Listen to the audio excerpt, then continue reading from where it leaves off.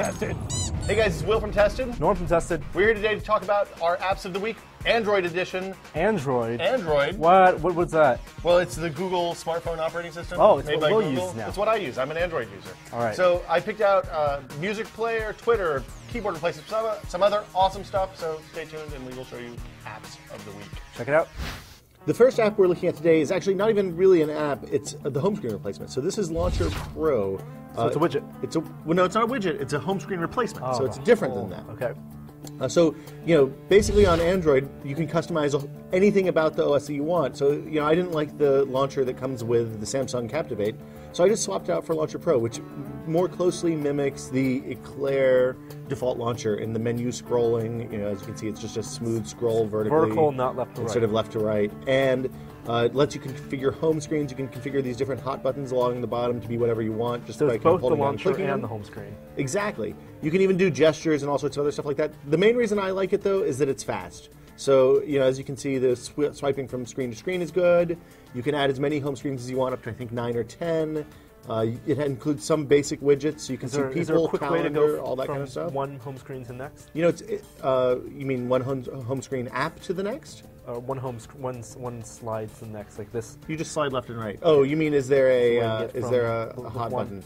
Yeah. There is. I've actually configured it to take me to the app home screen instead of to the shortcut menu. So I don't actually use that, but it's something easy to turn on if you want to. And of course, it's all in Launcher Pro settings, which actually are not there. They're over here.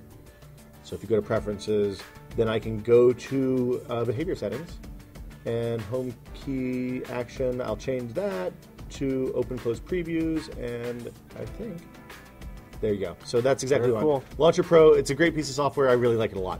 The next app is bTunes. I don't know what the B stands for, but bTunes is basically a music app replacement. So if you have a phone that has a bad music player, like the Samsung Captivate, this is an awesome way to listen to your music. It does album art a lot faster than the other apps. It runs in the background just fine. You can control these kind of bottom iTunes-style tabs and have it start on whichever one you want. The version I have has a weird bug where there's a ton of playlists that come out of nowhere. I don't know exactly what's up with that. But if you can look aside from that, it's a really great app. So does it automatically index your music?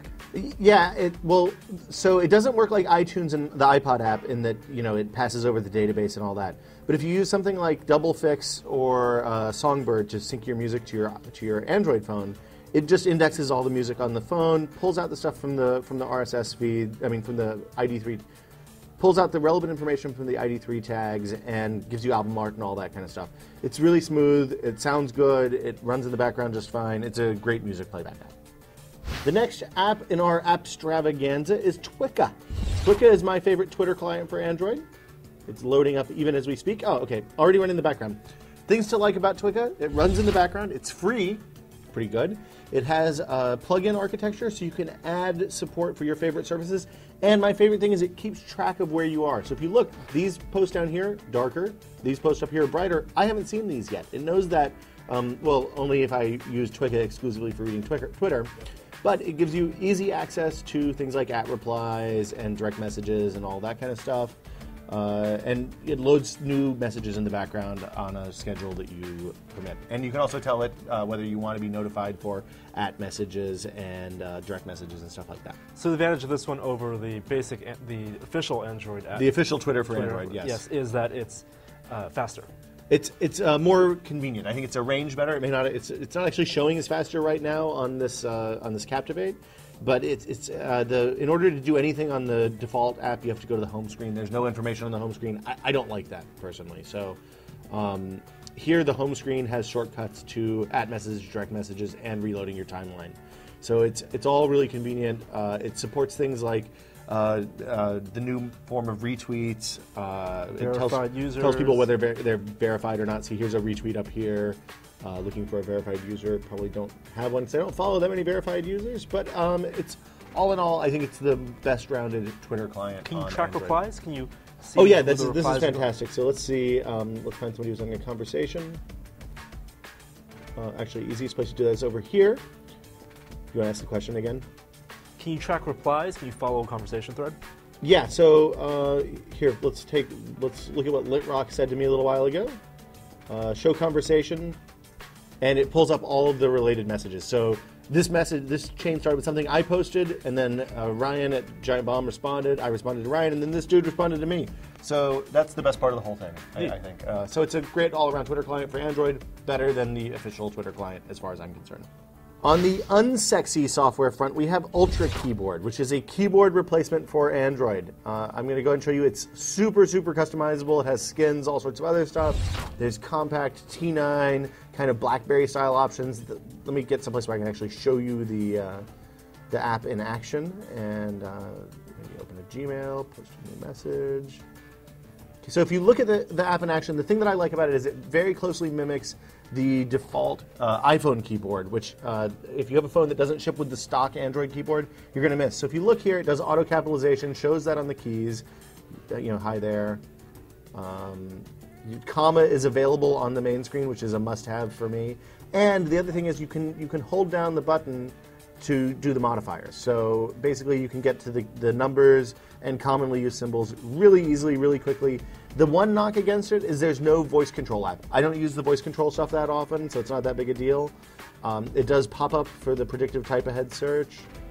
So if you say hello, and I put an I in there, see it automatically is correcting to hello, or you can pull down, and if I think heli is an actual word, then here's what you can do. You can add it into the user dictionary, or do nothing, or actually set up what it replaces when you type that in. So very powerful keyboard. It's, I think, about $2, $1.80, something like that, and highly recommend it. It's comparable to Better keyboard. It's a little bit different. I prefer Ultra. We'll talk about Better later, I'm sure. So it's not for speed, it's for convenience and customization.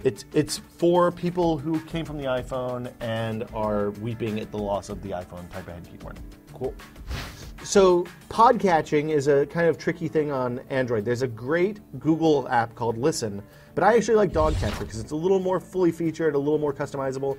Basically what this does is you tell it which feeds you want to follow, which podcasts you want to listen to, and it automatically downloads them in the background. So for example, This Week in Tech, it'll download whenever you're connected to power and Wi-Fi. So when I plug in at night to charge my phone, it just grabs whatever the podcasts are out there and they're ready for the next day.